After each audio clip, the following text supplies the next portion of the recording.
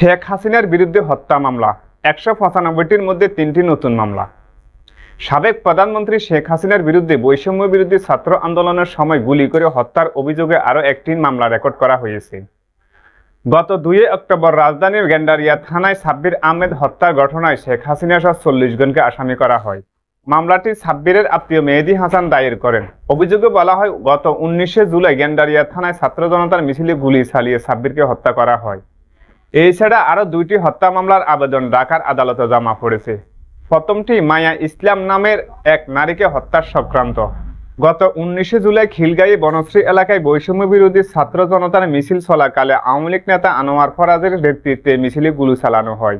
সেখানে মায়া ইসলাম গুলিবিদ্ধ হয়ে মারা যান। তার ছেলে মোস্তাফিজুর রহমান এই মামলা দায়ের করেন, যেখানে শেখ হাসিনা এবং আওয়ামী লীগের সাধারণ সম্পাদক ওবায়দুল কাদের সহ ৮৭ জনকে আসামি করা হয়েছে। তৃতীয় মামলা দায়ের করেন জোনায়েদ নামের এক তরুণের বাবা শাহে আলম ফরাজি।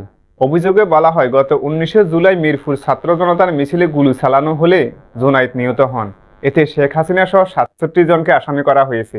এই ৩টি মামলা সহ শেখ হাসিনার বিরুদ্ধে মোট ১৯৫টি হত্যার মামলার অভিযোগ সংবলিত মামলা পাওয়া গেছে।